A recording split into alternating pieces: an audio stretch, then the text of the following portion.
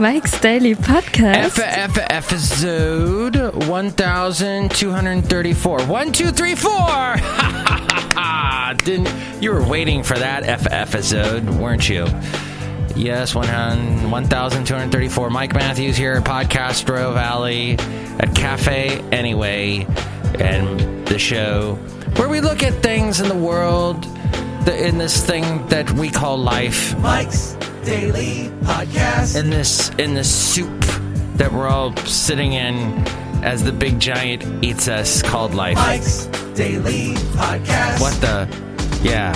And then I'm going to also talk to Bison Bentley, Valentino, and Madame Rootabega. Hey, did you happen to see Tesla is saying voluntarily we're recalling all the batteries that you bought from us because we're not so sure about... What's the thing with batteries? Mike's Daily Podcast. 2016 has been a bad year for batteries, hasn't it? Bad. Okay, Mike's I have something else interesting to say. Daily Facebook Podcast has given us all our videos for the year, our 2016 year in reviews. And the way I see it, well, you know, they've got the pre-made video that's done with this CGI that kind of looks like a Cricket Mobile cell phone commercial. And then there's the little pictures. It puts in those pictures. So if you didn't post any pictures this year, you're not going to basically have this video. It's going to be just blank. And if you don't have any friends on Facebook, that's that final thing at the end where all these chips fall over like dominoes. It's supposed to be like one of those domino... What do they call those? OK Go just made a video that was... OK Go has made a couple of videos that have to do with these sequence of events that happen, like one thing triggers another thing, etc., etc. They have made this video that looks like that for you, and then you see all these pictures you posted over the years, and it shows the most commented on, the most liked photos, and like the photo that I had that had the most likes, it had 10 likes. And it started scrolling past you, these photos with little to no likes or comments on them, and you're thinking, no one gives a gosh darn about me on Facebook. And I don't care about Facebook. You're darn tootin'. That's why I'm talking about it for the past 2 minutes. But look at just walking in. Hello, Michael Masters, Madame Rootabega, and I have all these fans on Facebook. You do? Yes, Michael Masters. They're always commenting on anything I post. I get 200, 300, 400 comments on every single post. And everybody likes. I get billions and billions of likes. And a little face that looks surprised. The surprised wow face, you mean? Yes, Michael Masters. Oh, good for you. You're well liked. Me... I'm white, I'm bald, and I'm old. So those three things basically make me invisible on Facebook. I'm stealth. You don't see me. I could be going here. I could be going over there. I could be hiding behind this horse. Oh, look who else just walked in. Hello there, Mike. This is Valentino, the parking attendant. And this is Bison Bentley. Do you know that? Mike, that horse just... dropped something on the floor there, and I don't think he dropped his cell phone. His Cricket Mobile cell phone day. So far, my Cricket cell phone... crickets. Oh, hey, I have a cricket sound effect somewhere, which I will play for you shortly, as soon as I find it. That Cricket has been okay. It uses AT&T's coverage, and I'm paying way less than I had to with frickin' Sprint. So I'm okay with it, and I don't want to deal with AT&T directly. So this is where I can't find crickets. I found this though.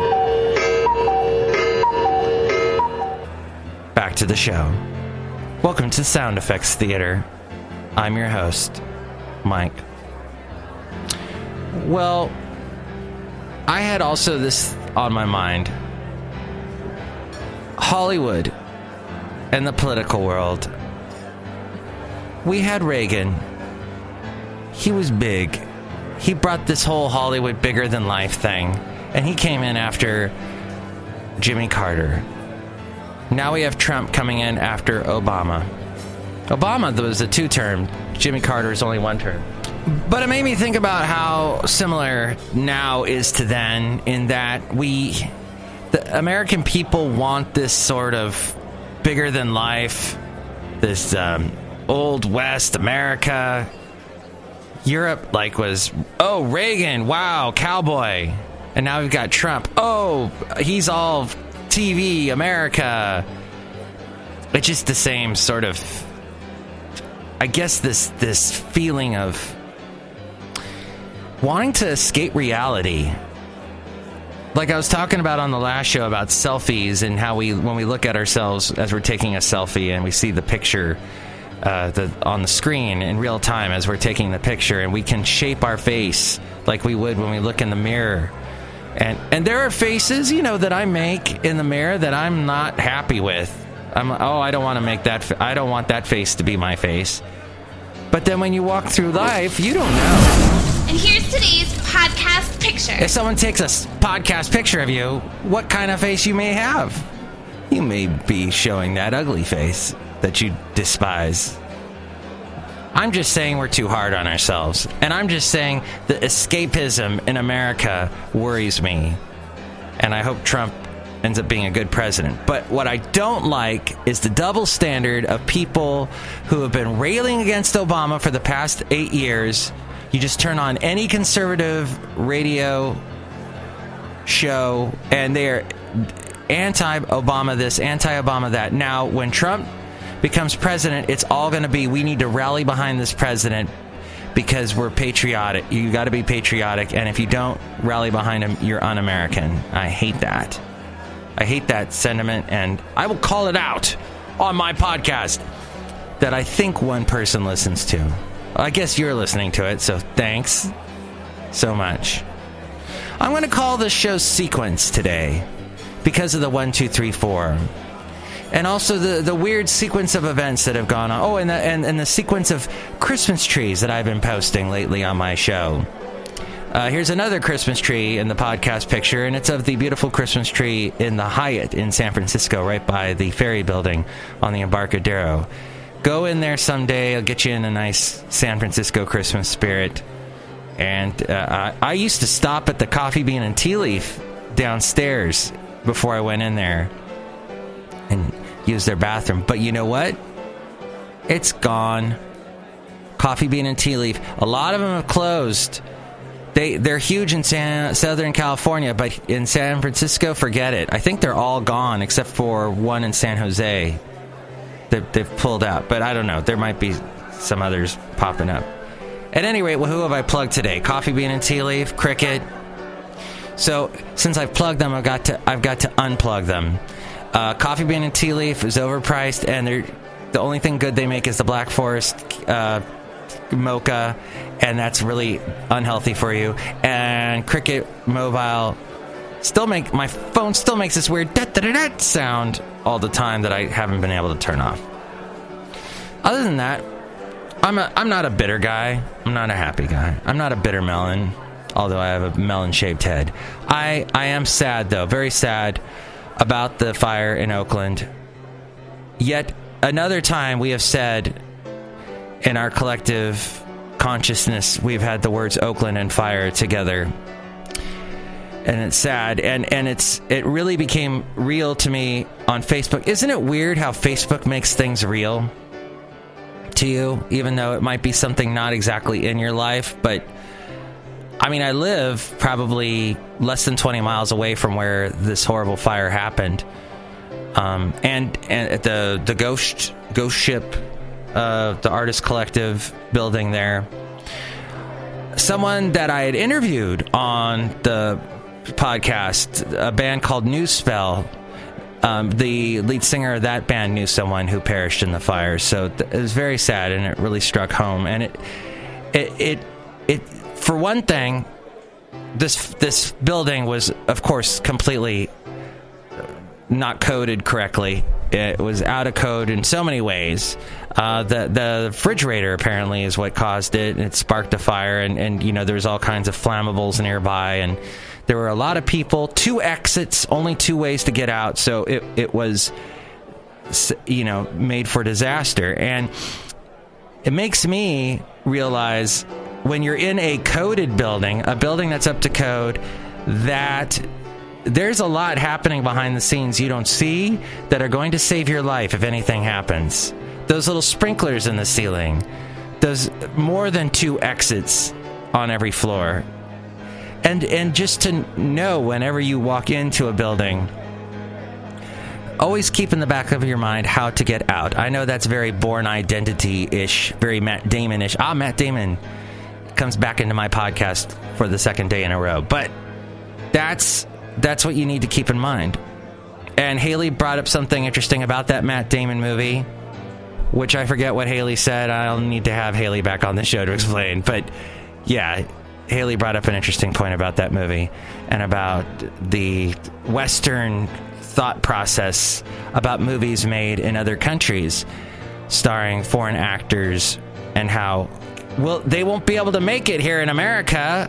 Those movies won't be able to make any money here unless they've got a popular actor. But otherwise, the movie is completely foreign. I thought about the movie Amelie. Even though that movie had one American actor in it, and she was in for like half a second. And I forget her name, but she's been in The Good Wife and a couple other movies. Other than that, the movie was completely French, completely wonderful. I loved Amelie. I still love it. And it did rather well in America when it came out over 16 years ago now. So, back to buildings. Keep an eye on where you are. Keep aware of your surroundings when you walk into a building. Know the escape plan. It's common sense, but we forget about it until something horrible like this happens. And Facebook makes things real. It's so weird because, my ex-wife got remarried this weekend, and I knew about it. She texted me and told me weeks ago that this was going to happen, and I congratulated her. Or wait, to the bride you say best wishes, right? But it really became real to me when I saw her Facebook. She's changed her last name. She had changed her last name to her maiden name years ago, but now to see it with the new name, the new last name, I was, wow, yeah, it's really happened. And it's so weird. Something that's not real, that's surreal, that's internet, that's social media, that's virtual reality, is reality. And that's, I guess I could call this show reality, but that would be boring. It's going to be called Sequence. And now the segment. Oh, we have a segment today. Yes, and you can hear all the past shows at MIKEs-DAILY-PODCAST.com and participate in this contest. Full-time, personalized MP3 for thee contest. What you do is email me at mikesdailypodcast@gmail.com and tell me why you like the show or hate the show. And if we read it on the show, you'll get a special greeting, an MP3 for thee from all the Cafe Anyway characters. And then you'll also dance and do a jig. And then you will be happy because also at MIKES-DAILY-PODCAST.com, there's a way to help out the show. If you're going to buy anything on Amazon, go through that link on MIKES-DAILY-PODCAST.com. Buy whatever it is you're going to buy on Amazon. That helps us out. There's also the link to PayPal. If you'd like to help us out that way, you'll get a special MP3 for thee from all the Cafe Anyway characters saying hello to you. And there's also all the past podcast pictures and past interviews at MIKES-DAILY-PODCAST.com. Okay, today's segment is called This is Interesting. Wow, this is interesting. Oh, yeah. Yeah. I will. It's pretty interesting. This is Interesting. It's interesting. A couple of interesting things came my way today. One of them is that, speaking of the surreal media on the internet, on the surreal news, the fake news, media that focuses on scandals and spreads fake news to smear politicians risk becoming like people who have a morbid fascination with excrement. Pope Francis said this in an interview. published yesterday. This according to Reuters and MSN.com. Pope Francis told the Belgian Catholic weekly Tertio that, or is it Tertio? Belgian. I don't speak that, but that spreading disinformation was, quote, probably the greatest damage that the media can do, and using communications for this rather than to educate the public amounted to a sin. It's a sin. Using precise psychological terms, he said scandal-mongering media risked falling prey to coprophilia, or arousal from excrement. Wow. Thank you for bringing that word back into the public consciousness, Pope. And consumers of these media risked coprophagia, or... Nah, I'm not even going to say what that is. The Argentine-born pontiff excused himself for using such terms in order to get his point across while answering a question about the correct use of the media. Quote, I think the media have to be very clear, very transparent, and not fall into, no offense intended, the sickness of coprophilia. That is, always wanting to cover scandals, covering nasty things, even if they are true. And since people have a tendency toward the sickness of coprophagia, a lot of damage can be done. My God. So I don't watch the late night shows, but they're going to rip this apart. They're going to write some good jokes, I bet, about this. That section of the interview, all of which was distributed to the reporters in an Italian translation of the interview in the Pope's native Spanish, contains some of the most blunt language the pontiff has ever used about the media. Wow, he and Trump agree on something. Trump hates the media as well. He also spoke of the danger of using the media to slander political rivals.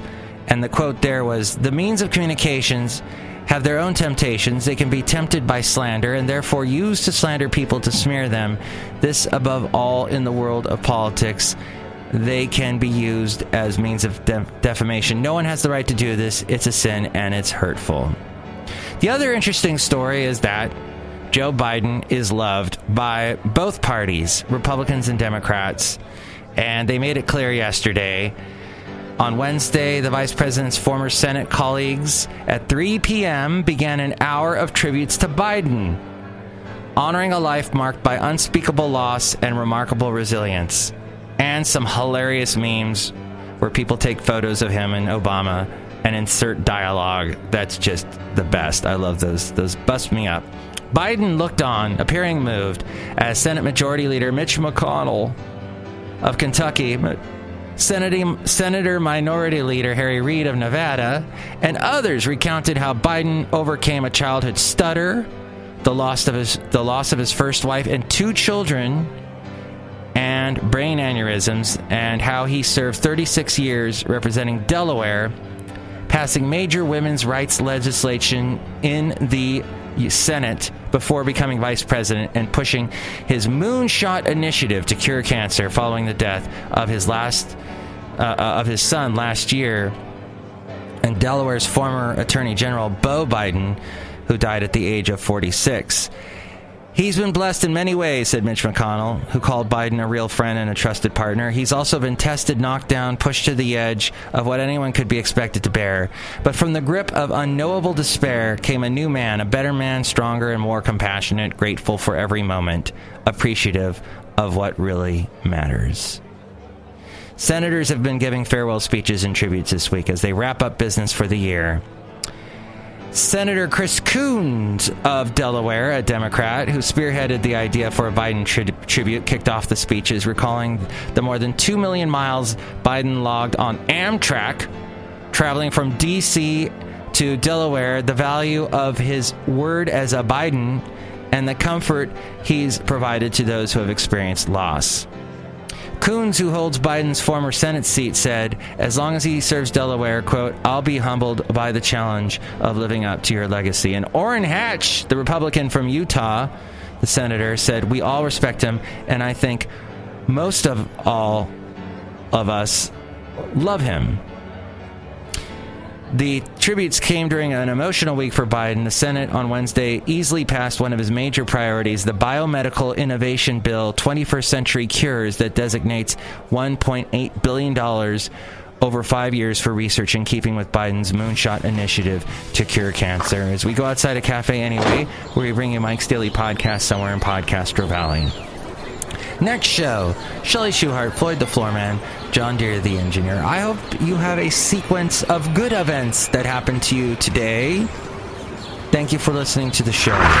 Mike's Daily Podcast is written and produced and performed by Mike Matthews. His podcast is super easy to find. Download or listen to his show and read his blog at MIKEs-DAILY-PODCAST.com. Email Mike now at MIKEs-DAILY-PODCAST@gmail.com. See you tomorrow. Bye!